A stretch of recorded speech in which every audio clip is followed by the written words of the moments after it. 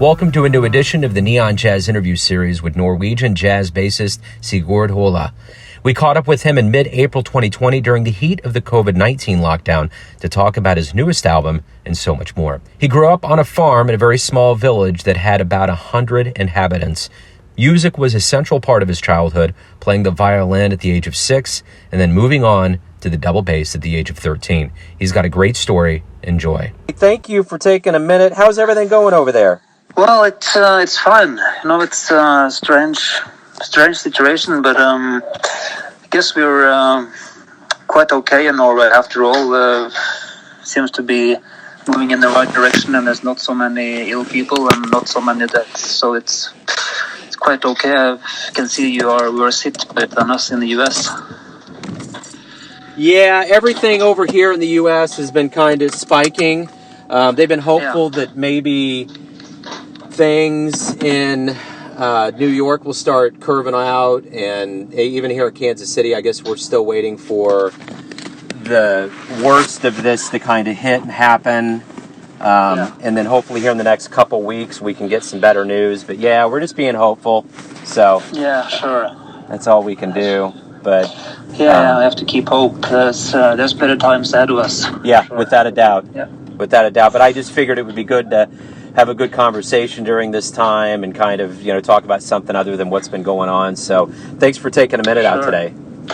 Well, thank you for asking. I'm glad you did that. So my pleasure. Yeah, you bet. So let's talk about, you have a new album, and it's probably interesting coming out during this time of quarantine in the world. So talk to me not only about the album and how you feel about it, but also about what it's like to have this come out during this time. Actually, the album did come out before the quarantine hit sort of our part of the world. It was already happening in China at that time, because the album came out in mid-February, and I did this sort of pre-release concert in New York in Carnegie Hall, in the World Recital Hall. So that was sort of the first presentation of this music, and well, obviously many things have changed since then.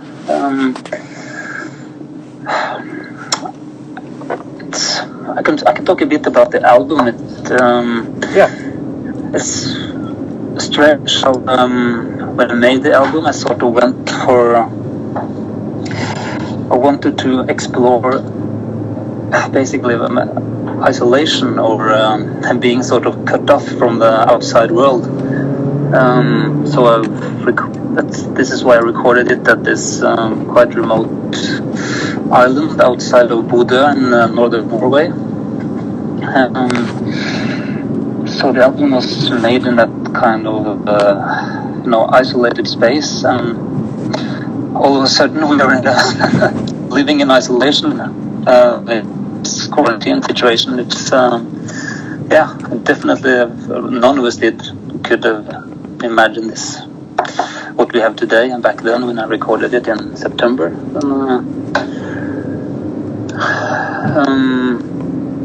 So that's kind of a funny coincidence, I guess. The album in those circumstances, and suddenly everybody feels isolated, which was something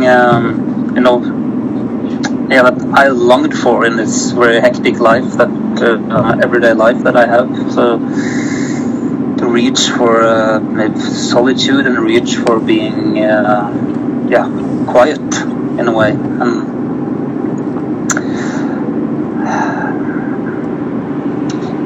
And here we are experiencing that, but in very different circumstances. So it's connected in one way, and also very different from in another way. So without a doubt. So how did you get into jazz? How did this all start for you? Talk to me a little bit about your childhood. Yeah, I grew up in very sort of rural conditions in a place called Rendalen.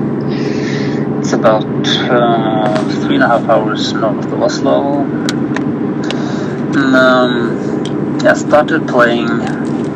I played the violin when I was a little kid. Started when I was 5 or 6 years old, and played till I started electric bass. I was 13, I think.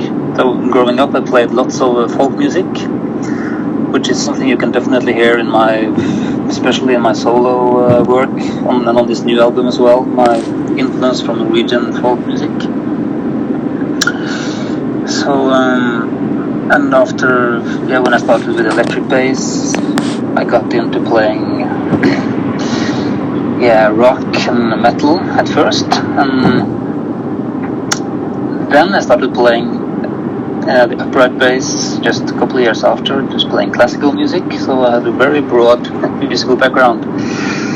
But then at the age of I think 15 or 16, I got into playing jazz in high school, and decided to sort of pursue that direction in music. Who was the first jazz musician you saw live that really you remember? I really have to think back now. There was no jazz concerts that I went to at all during my upbringing. There was, like I said, it was a really small place. There was not something even close to a jazz club in miles around, Yeah. Yeah, I can actually remember now some visiting musicians to my school where I grew up. I must have been maybe 12 or something. Okay. It was a jazz trio with a very nice, I'm quite sure it was a Norwegian bass player called inhabitants performed that concert. I remember getting a kick out of hearing that. Maybe, that was after I started playing electric bass myself. So, that must be the first I can recall, sort of. A bit closer in time, I think it must have been in my early 20s. Maybe I was 20 actually. Then I drove for maybe 5 hours. I was down in this conservatory in the southern part of Norway, and Ron Carter was playing in Oslo with a trio. I think it was Billy Cobham on the drums. I can't remember the pianist, but anyway, we drove for 5 hours to listen to Ron Carter playing in Oslo. That was a really huge kick, a great experience. And also I have to mention, now that I mentioned Ron Carter, that he actually attended my recent concert in the Carnegie Hall, in the Whale Recital Hall. So he was there, and he came backstage to say hello after the concert. That was, quite something. Yeah, without a doubt. So let me ask you this. When we all get back to live music again, what do you hope both the musician and the audience gets from this experience that makes them a little bit wiser when we all come back? I hope, and not only for jazz musicians and jazz audiences, but I guess for everyone, that this period, this sort of, the whole world is on pause in one way or another. Everything just comes to a halt, and at least for myself, I feel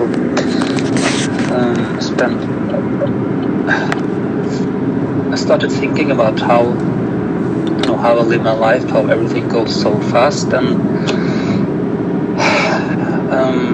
I hope this time maybe gives people the time to reflect about how they live their lives, and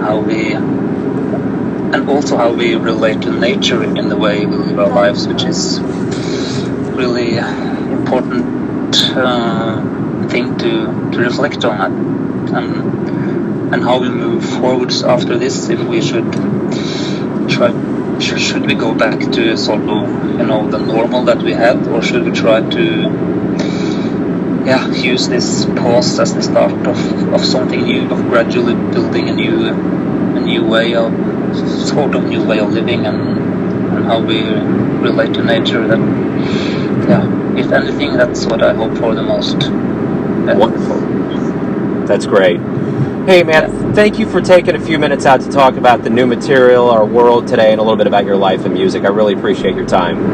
Thank you. I hope you got what you wanted for your program. Thanks for listening and tuning into another Neon Jazz interview, where we give you a bit of insight into the finest players in Norway, America, and spots all over the world, giving fans all that jazz. And thanks to Sigurd for his time, music, and stories. If you want to hear more interviews, go to Famous Interviews with Joe Domino in the iTunes Store. Visit neonjazz at youtube.com. And for everything Neon Jazz all the time, go to the neonjazz.blogspot.com. Until next time, enjoy the jazz, my friends.